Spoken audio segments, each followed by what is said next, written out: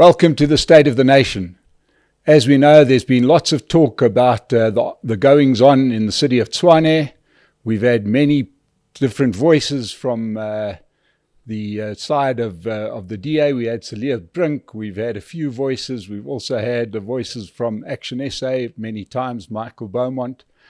And the man who's in charge of ActionSA joins us today, and I'm very happy to have him back, and that is Herman Mashaba, leader of ActionSA. Herman, welcome back to the State of the Nation. Thank you so much, Mike. I was wondering, what have I done not to really get invitations any longer? Because I've not been here for a while, and I was getting a bit nervous that perhaps I've done something that I upset you the last time. The last time, in a way, it was a bit of a shock because one of the first platforms that you used to announce what you were going to be doing in the city of Tshwane was here. Mm.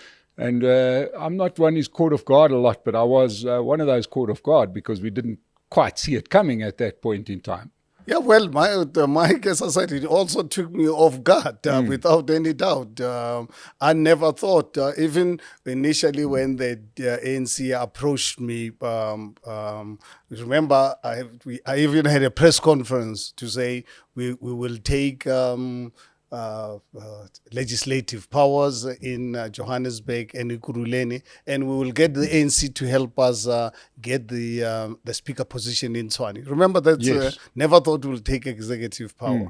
But then how the DA reacted to this, including, Mike, you might not obviously feel my pain. There's no way that I can expect another person to feel that pain. Where DA went on a huge campaign, including actually showing a graphic with the city burning and Herman Mashaba in the middle looking at money. And I said to myself, what kind of people are this that they can actually insult me to this level, and made me even more determined to say, enough, to get your enough. Revenge. It's enough. I cannot really allow to really be abused in this kind of fashion. I'm not in politics for tenders. ActionSA as a political party, I'm the funder. I don't get any money from the party. I'm doing this for my country. I'm a real patriot. I want and interested in seeing a successful, prosperous country, a non-racial country. But at the same time, we've got to accept our reality. But to try and step me at the back, and you try twice and you fail. And anyone who expected me to sit back and wait for my death, I said, that person is making a mistake. And I know a lot of people were really very cross with me, but I said, only time will tell. Okay, now I'm one of those people that would put my hand up and say, I'm cross with you. And I'm cross with you not for the reason of protecting the DA. I'm cross with you because I live in this mess called Johannesburg, right? Where part of the ANC tactic for the last 2 years has been this one of puppet mayors. Right? We know it. We lived through it. We lived through Gwamanda. We lived through Topelo Ahmed here in Johannesburg. They did the same thing in Ekurhuleni. And, my first thought was that they're doing this to you. And you're going to end up with a puppet mayor in the city of Tshwane who's going to be forced to toe a line, or else they will also forever have a gun at your back. Right, and the only definite loser out of that is going to be the citizens of the city of Tshwane. So this wasn't so much about the DA. This is more about the Gauteng ANC's plan of putting in puppet mayors that they can control, because even in your case, in the city of Tshwane, you don't have the numbers. Therefore, you are at their mercy, and soon enough they can get their levers on the till.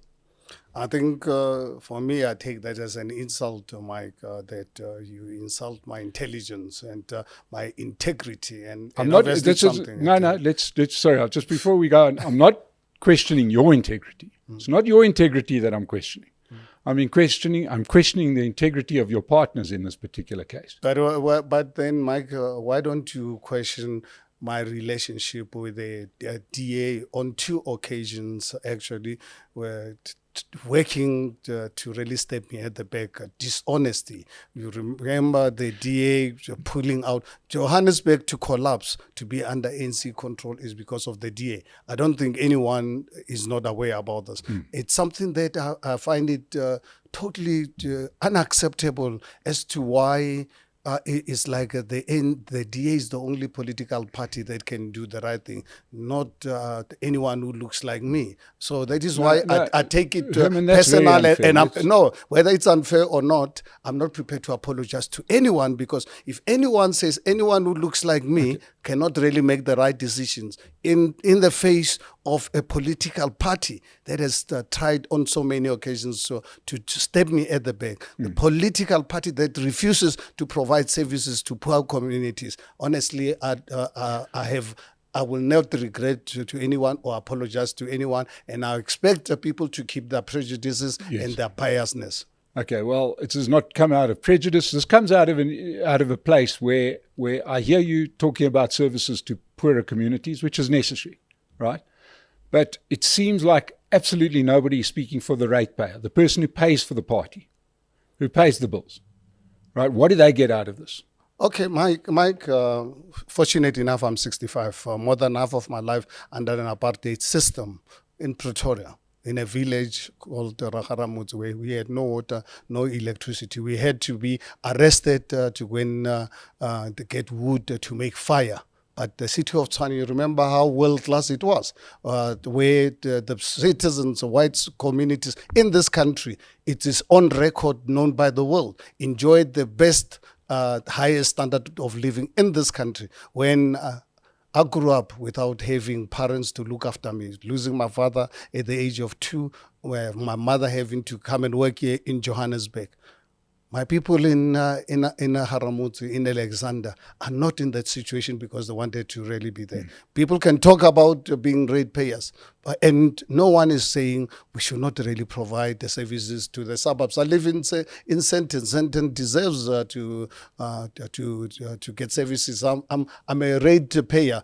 My family is one of the biggest taxpayers in this country, as a black family, and not for now in the new South Africa. For the last 40 years, we one of the biggest taxpayers. Even at the time, as a taxpayer, I was not enjoying the fruits of the taxes I was paying. So for South Africans living in suburban area, who are not prepared to go and uplift people of Alexander to just get simple toilets, people of Kliptown to get electricity, then we're going to have an issue that will really open up a bigger debate for us as a country. Yeah, but Herman, now you're conflating a couple of things here, right? You're comparing a bygone era that we were all happy to see the end of, right?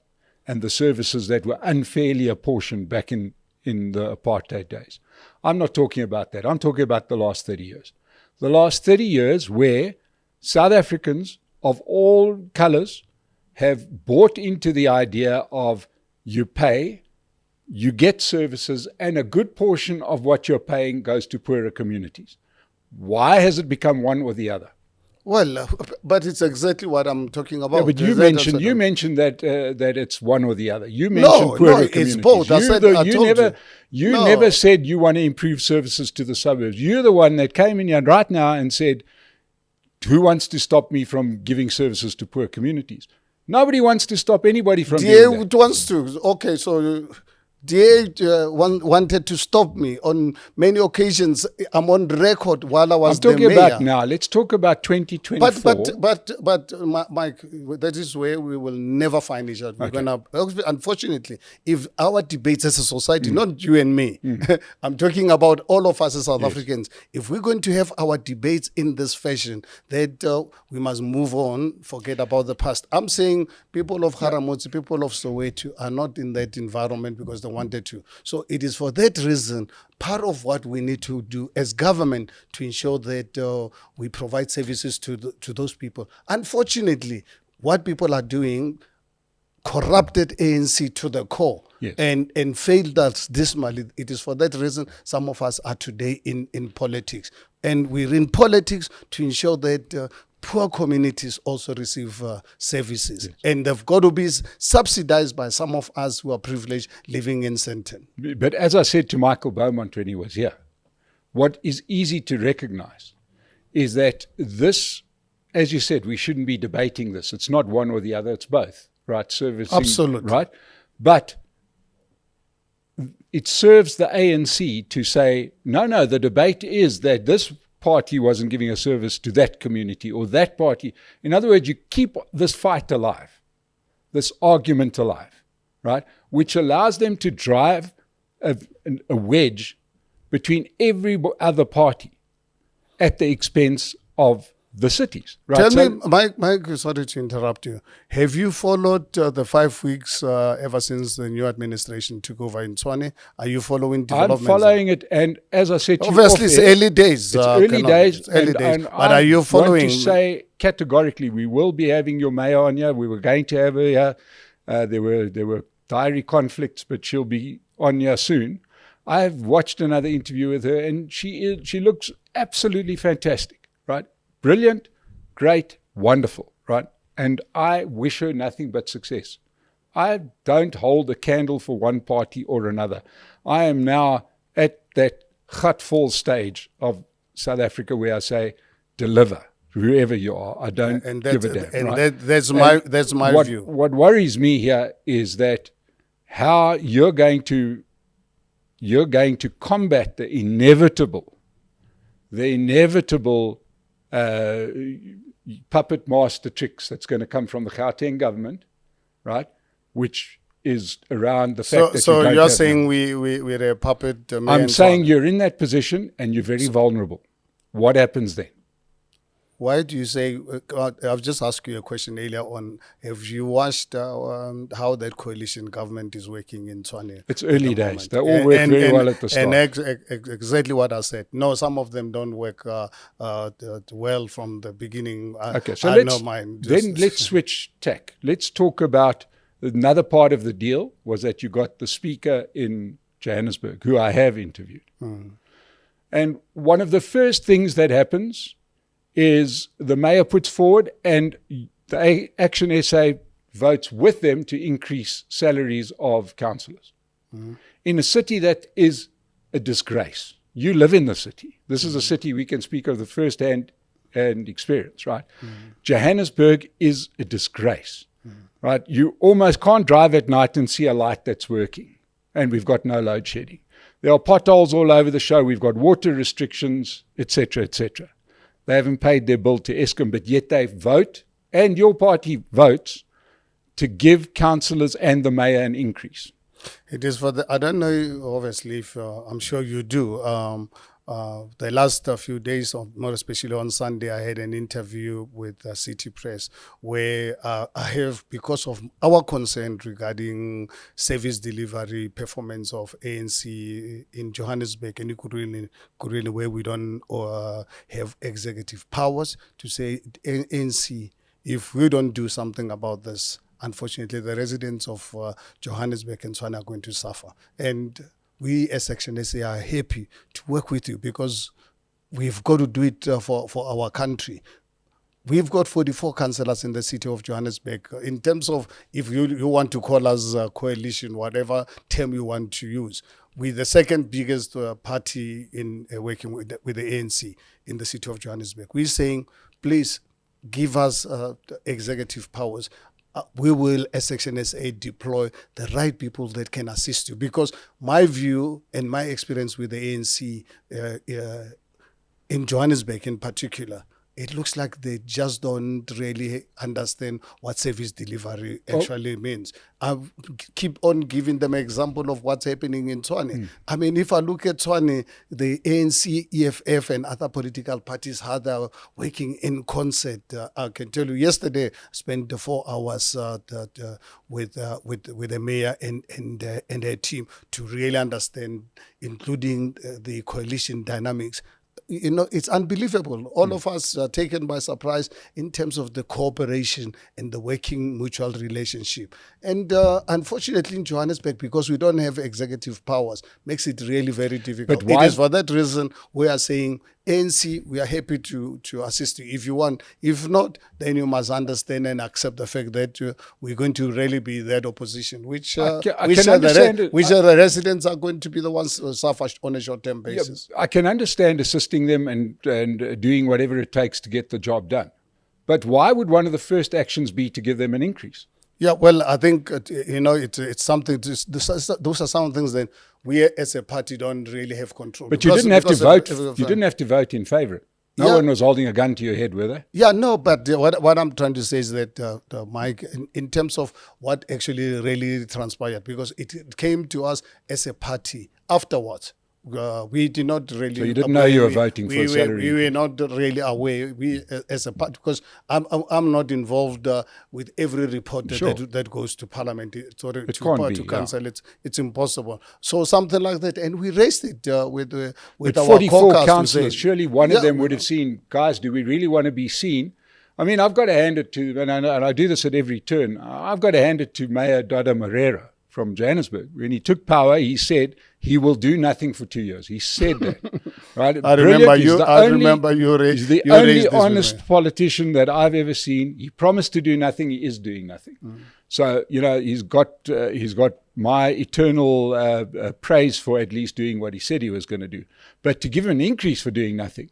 But the thing is, what I'm saying is, Mike, tell me if you've been following what's happening in Tshwane. So as far as you're concerned, there's no credit to be given. No, the only thing you are prepared to say, no, it's early days. And that interview that you had with Dada Morera, and I'm not in defense of Dada Morera because honestly, he's not really coming up to our expectations.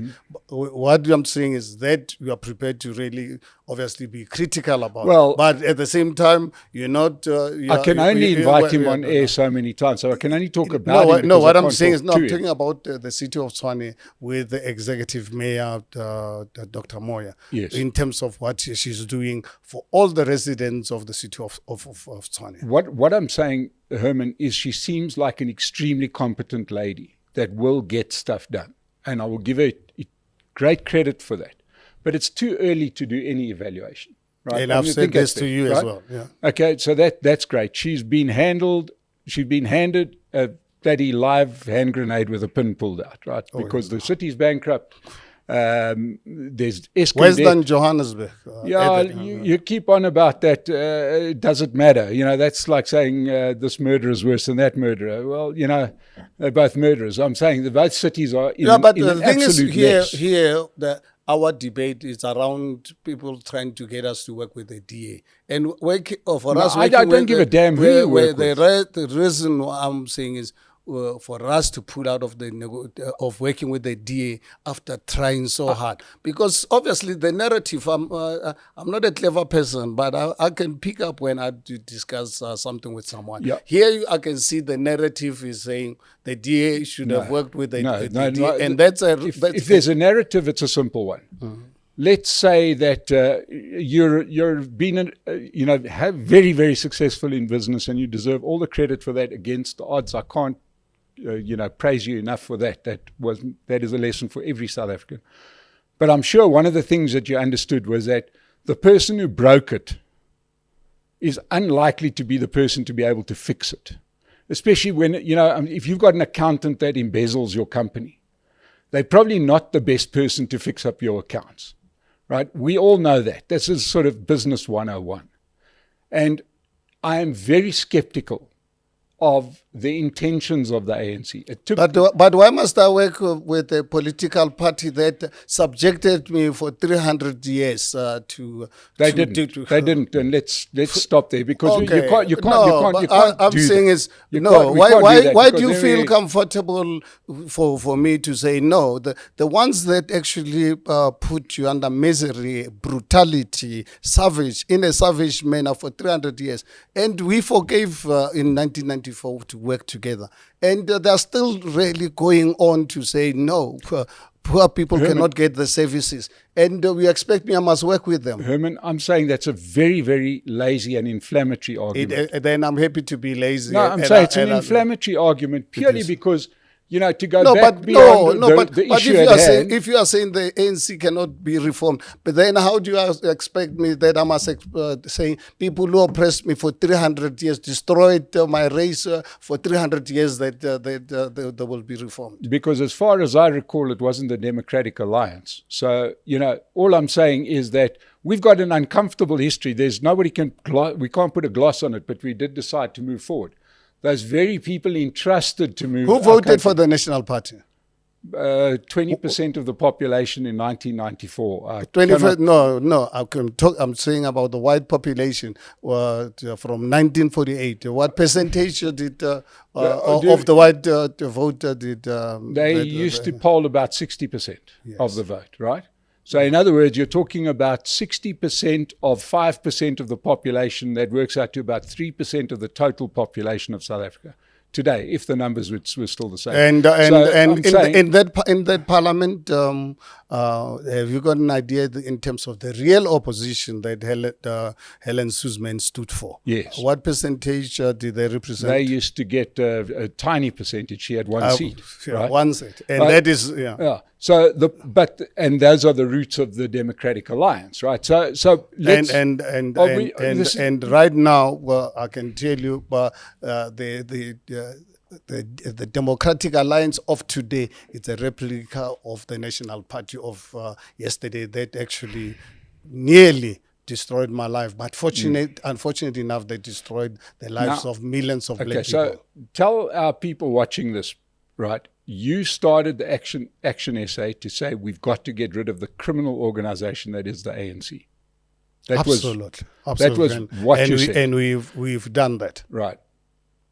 We've done that working with other political parties. Our noise, without any doubt, made an impact on the dropping of the support of the ANC. So if anyone wants to ignore that, it's up to. So when you them. blame apartheid for some of your decisions now, is that because you don't want to own up to the fact that you're putting the ANC back into power? Apartheid. I'm saying to you, when you are saying I cannot work with the ANC for whatever reason, that they cannot be reformed, but you are telling me the apartheid evil system can be reformed. No, because I don't think you compare. No, it's not at all. Because on one hand, what are you saying? This is a completely different thing. What I'm saying is that apartheid was an evil system that many South Africans moved to dismantle across the board, right? And it's gone. And those perpetrators are gone and dead, and we moved into a new South Africa. And then those people that were entrusted, the babysitters of the new South Africa, chose to rape the baby, right? And I'm saying that is in now. Who corrupted ANC? Who corrupted ANC? Please look at the court papers every day. Look at the people behind the corruption of the ANC. Yeah. Were they corrupted by black business? They were corrupted by whoever they were corrupted by. I mean... So you don't know that one? Well, there's a whole host of them. As I was saying, go on television now. Go and look at court proceedings. Look at the people behind the corruption of the ANC. And I'm not really saying that I blame everyone. But what I'm trying to say is that, please, Mike, if you guys don't want to open the wounds of the past, don't really say to me. But you're the one opening the wounds of the past, not me. Yes, no. I'm opening them up because you're forcing me to open them up. I'm asking you for your decision. Because when you are saying, no, I must work with the DA, I'm not going to work with the DA. I'm not saying work with the DA. I'm saying your actions have put the ANC back into power. Yes, because if I did not put the ANC back into power, then Tshwane will not have government. Do you recognize that? Because if you look at the electoral outcome, if you believe in democracy, if you look at the DA bloc, and the Freedom Front Plus, without ActionSA, they can't govern. And we took a decision after realizing that they wanted to stab us. Then the ANC and EFF bloc, they cannot. So then own that decision, but don't blame apartheid. No. Because why blame apartheid? Because you are saying no, I must work with the DA. No, I'm saying own your decision. Own your decision. Your decision isn't justified by apartheid. Your decision is justified because you wanted to put the ANC and the EFF back into power, and you've done that. So own that decision. And I own it, and I'm proud. In doing that. I'm very proud. I'm very proud. Very proud. I'll have the South African flag at the highest mountain for having taken that decision to remove the DA from Tshwane because they wanted to kill me, and I decided to kill them first. I'm very proud, and I'm not going to apologize to anyone about it. But own the decision. Yes, own the decision for what it is. Right? Give me a South African flag with. You want me to write? Okay. Now I'm very proud that I own that decision. That's perfect, right? Now, ladies and gentlemen, Herman Mashaba and I are actually good friends, but we're not going to agree on everything. But now we're going to go into far calmer waters, right? Because in actual fact, I got here to discuss what is a pressing issue in the country, because obviously. The decay of the Gauteng metros is baked in. It's almost impossible to rejuvenate them now. There seems to be no political will to rejuvenate them. It seems to be locked in this. Everybody's got something on somebody else. It's a mess. As a resident, I see no way out, right? And that's my frustration. So we can carry on with that, but I think people are going to get bored with our argument. I want to talk about something that I first approached you about. Because you have been outspoken, almost from your earliest political times, about illegal foreigners. And this exploded in as if the good man upstairs really wanted to create a soap opera in two very horrible ways. One was young children being killed, right, when they ate contaminated food from spaza shops, owned in most cases by illegal foreigners. And now the standoff that we have in some disused mines, where miners, in most cases non-South African, that are underground, mining South African gold illegally. You've been outspoken about illegal foreigners. And what do you think of the situation? Well, I think, Mike, as you are aware, first raised this matter on the 1st of December 2016 when I was giving first 100 days. I called the media so that I can share with them my first 100 days. And during that press conference, I raised the issue that I became aware of during the time when I was campaigning, and now directly when I was a mayor, to really look at the evil what was happening. People bringing counterfeits, expired goods into our country, human trafficking, drug cartels, international drug cartels. Actually, South Africa is their headquarters, if you like. Really it's a distribution center. Yeah. I raised this issue. I raised the issues of the Zama-Zamas. I don't know if you're one of the people in 2017, 2018, Transnet, because of my vocalness about the issue, brought something to my attention about the Zama-Zamas actually using explosives next to the gas pipes and oil pipes, and asked for my intervention. Can you imagine Transnet instead of going to national? Because this is, unfortunately, we've been raising these matters with national government. They're not doing anything. So compiled, got all the evidence, and then I said, okay, go and show me, but we invite the media so that they can see for themselves. I spend a full day with the media. It is on record. So it's not something that really just I started raising them today. And in fact, I'm on record. I saw the other day my colleagues actually on social media showing one of the interviews I did on SABC around this poisoned goods, because one of the senior health inspectors, a doctor, came to me, says, you know what? This government, our ministers are not listening to us. This contaminated poison foods one day are going to cause health catastrophe in our country. I had that interview in 2018, 2019. Our guys have been playing it. So it's something that has been close to my heart. It's an evil that If ever I'm going to be the last man standing to fight it, I am going to fight it. It is for that reason I came up. I could not really understand when some NGOs and civil society organizations saying that the police must go out and go and retrieve people who went there voluntarily. Let them come up on their own. I have a case, Mike, which you're fully aware about. No one debates this as much as it should. Have you heard of the Lily Mine? Yeah. Lily Mine. Lily Mine. You've 4 million rands of legal cost ever since I got involved in this. The Constitutional Court has already made a decision on this.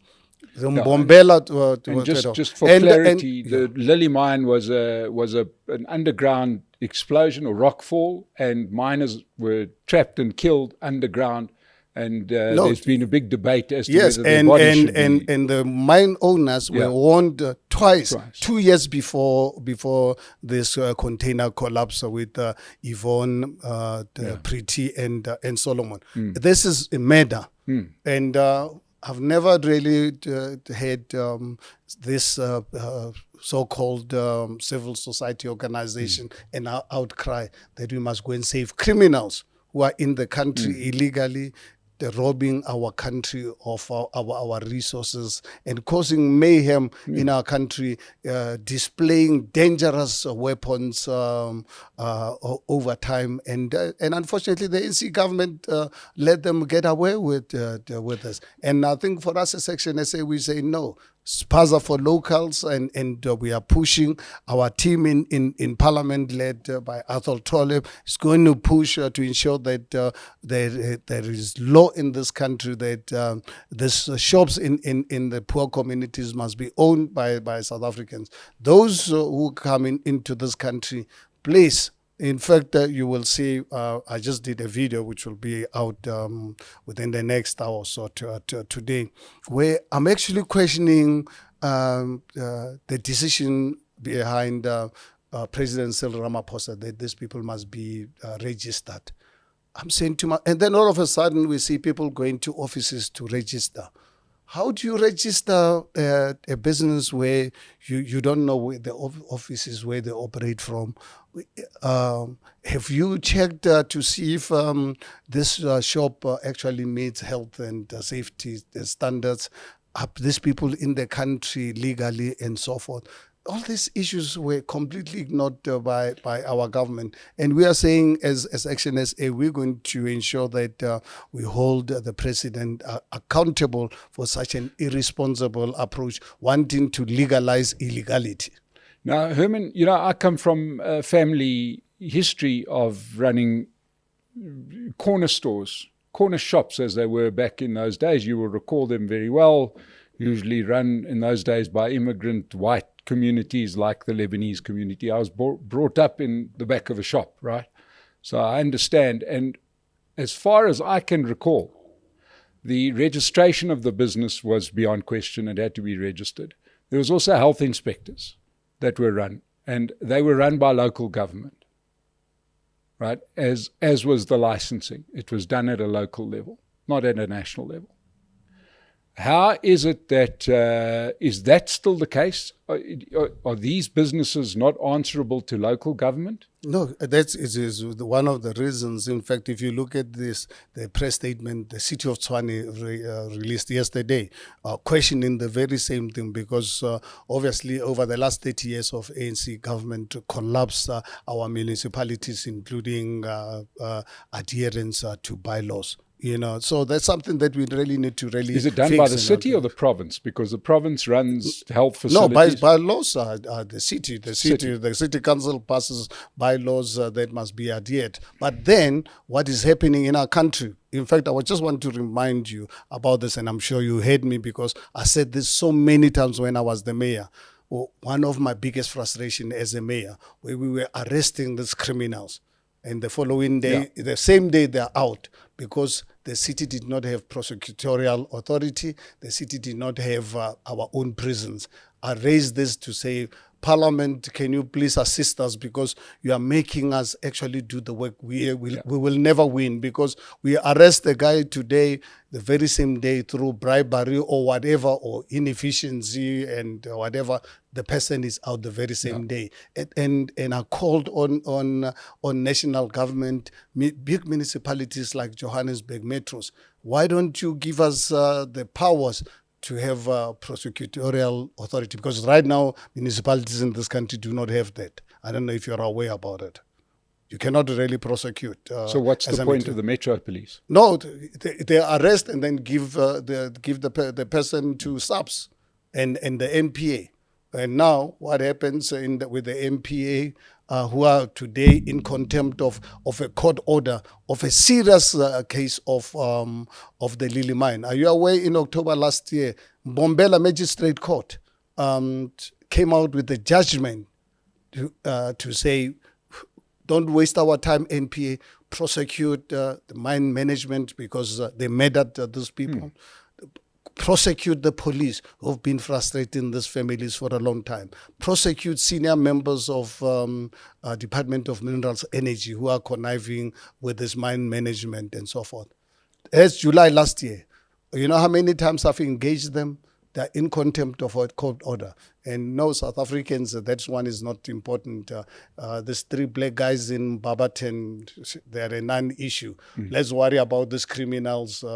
We don't know what number is 4,000. The police says 350. So we don't even know with the guns. Those are the people that people are interested that we must go and save. And that is really where I see the double standards of South Africa. But we are going to engage, whether people find our engagement uncomfortable or not. We are going to engage on these issues. Are you going to pick up on what can only be a national embarrassment and a national disgrace, where 350 people were killed in the 2021 riots, when it was all orchestrated online?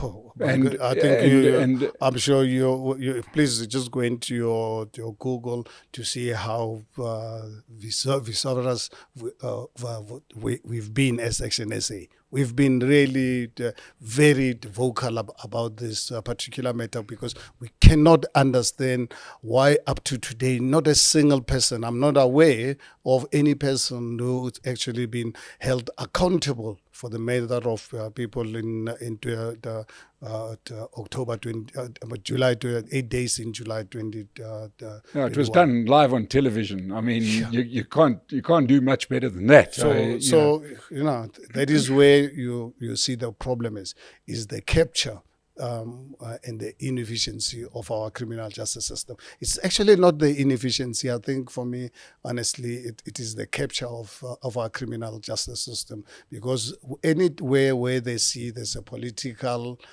element involved, then they stay away from such cases, which is really very unfortunate. And until such time that the voters in this country can make a decision to go out and vote in their numbers and hold all political parties accountable for delivery. And the beauty about our democratic system, every 2.5 years, the voters have got the power to remove politicians and put new ones in. And that's, for me, I believe, would really be the day when this country will really be saved from selfish politicians, so that we can hold them accountable. But yet what the voters did return was they gave the party of the former president 15% of the vote. And I know you were you had a comment about what Jacob Zuma had to say about Phala Phala, where he was commenting that the law enforcement agencies or Parliament have let the country down. Yeah, well, yes, I tweeted about it to say it's a life can really be interesting. That I never believed that one day I'll agree with Zuma on anything, and here is it on the Phala Phala matter without any doubt. The manner in which it was handled was honestly, I think. Interference with our criminal justice system, the public protector.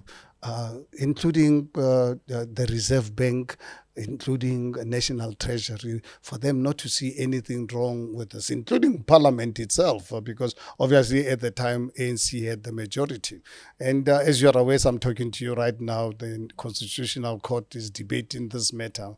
We're waiting with great anticipation on the outcome of how the Constitutional Court is going to deal with this matter.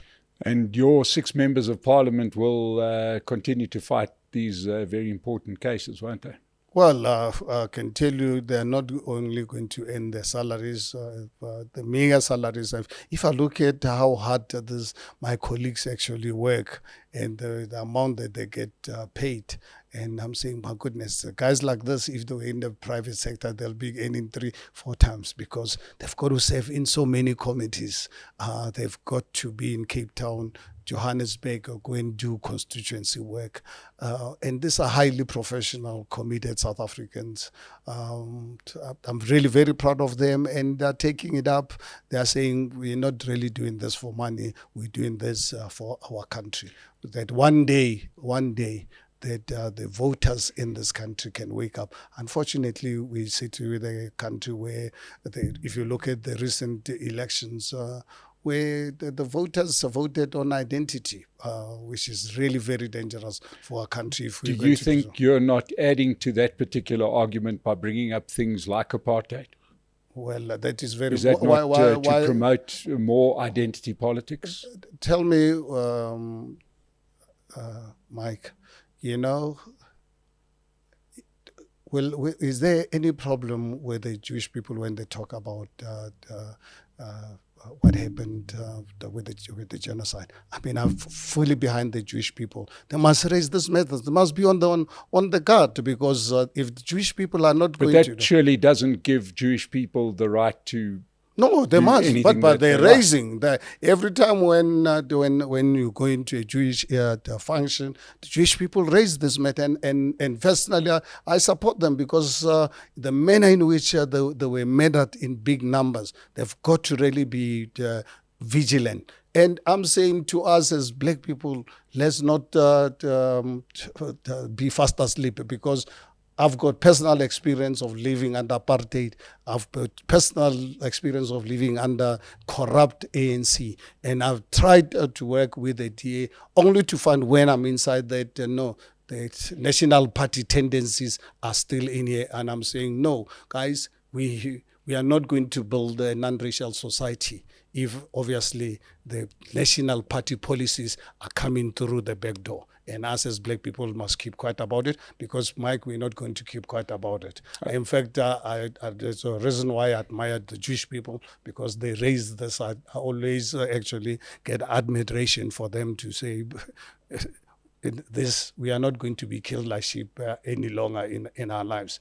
And I think for me, they admire... But how far would you go? Will you go, will you then, because it seems like in that same vein, we'll tolerate anything because of apartheid. It seems to me that right now, for example, let me give you an example of Jewish people with what happened with them after the Second World War. They are prepared to work with anyone, anywhere. In any country where they go, they assimilate and work with other nations. It doesn't mean that by raising their history, they are offending other people. We do know that our most corrupt and damaging politicians are the ones that have been the biggest race hucksters, the ones that trot out that card at every turn. Right, we see that all the time. I think one thing that Mike, and I want South Africans to be vigilant, as much as, and I'm not condoning the corruption, deep corruption of the ANC, but at the end of the day, let's look at the people who corrupted them. So they're okay. And people, why not? No, and I'm saying to them, to us, let us not accept when people like myself must be portrayed as a corrupt politician. Let me tell you something. Let me tell you. Listen to this, because these are facts, not fiction. when we had this debate around the city of Tshwane, Yes. after finding out that I was going to be stabbed at the back, the DA ran a massive campaign, massive, which you saw, with the city, the graphics, with the city burning, Herman Mashaba in the middle, Herman Mashaba looking at the money of the city. What do you say about this? To project me, because did anyone ever discovered Herman Mashaba involved in corruption? But because obviously I'm black, as you can see, I'm a creation of God. My reason for the decision I've taken, it is because I'm corrupt like the ANC. And this, for me, I take it personal. And it's something that I'm saying I'm not going to keep quiet about it. Because I can tell you that campaign wasn't run because Herman Mashaba is a corrupt person. The perception and the propaganda that they wanted to create, to say, no, you can't really trust any black person. They are all the same. And in fact, some of the people, if you follow the social media platforms, they were saying, no, this one we thought he's not corrupt. He's like all the other black people. Massive campaign that the DA unleashed. And you expect me to keep quiet, Mike? So please just understand we are going to really debate these matters. No, and we're always prepared to debate these matters. But just in closing, I just want to find out then your initial position that the ActionSA is set up to remove the criminal organization that is the ANC. That's now 50%, and it's 50% the people that they actually did the corruption with. Is that your position? No, but I've just said to you, Mike, in the event of ActionSA choosing not to work with the ANC, the city of Tshwane No, I'm not talking about the decision. I'm talking about the fact is that you were at a point of principle that the ANC was a criminal organization. You're saying not so much. They're not so much of a criminal organization. No, they are. Because there was somebody else involved. They are. But no, they are. Like I'm referring again to the evil apartheid people who destroyed our families for centuries. We decided to forgive them. And I'm saying is, can the ANC... But it's conditional forgiveness. So forgiveness, but I'm going to keep it in the I'm saying to the ANC, I'm on record to say, as long as, guys, we can negotiate anything else. But when it comes to corruption, don't expect any cover-up from ActionSA. So to wrap up, we're going to see big things from Dr. Moya in city of Tshwane. We're holding thumbs for her. We're pulling for her. If she can pull that city out of the mud. In Johannesburg, now with increased salaries, we should see Dada Moreira maybe moving his position from doing nothing to doing something. It would be nice to be able to drive a car without a pothole, or to get to a traffic light that works, or water to run through the taps, but we'll wait for that one. Is that right? And Kuruleni is up for grabs at this stage. Nothing happening there. Well, I've said to you, you didn't hear it from someone, you heard it from me, to say as ActionSA, we're not really happy with service delivery programs in the city of of Johannesburg and Ekurhuleni. It's for that reason where we are saying to the ANC, are you willing to give us a chance to really work with you to show you what service delivery is? And have you got a deadline on that? No, I think I'm not that arrogant. I've never operated on having a gun on anyone. I negotiate always in good faith, whether you agree with me or not. But I'll never hold a gun on anyone. Well, Herman, I've got to say that I did come up with a solution for the spaza shop problem, and that is you can go and tell Panyaza Lesufi that those spaza shop owners are white. He'll be there in a matter of seconds with the whole media team and law firms that'll do things. But right now, nobody seems to be interested in protecting our children, which is disgusting. I know that you are fighting the good fight. It's always great to have you on the State of the Nation. I know it can get feisty, but it's not going to change. No, but that's the beauty of having this kind of debates in a democratic dispensation. I feel so blessed that at least half of my life I lived a free person, because pre-1994, you and I would not even sit like this, have tea together. So I think what I'm trying to say is that having this kind of debates is not that you and I are enemies. No, we are all patriots. We love our country, and we want it to really work and succeed. And pre-1994, at least I would have had hair. So, that's at least something to have looked forward to if we go back in time. Pre-1994, my mother was called a girl. No, that was very bad and wrong, and that's why we chose to change it. So to everybody that joined us on the State of the Nation, thank you so much to Herman, Mashaba.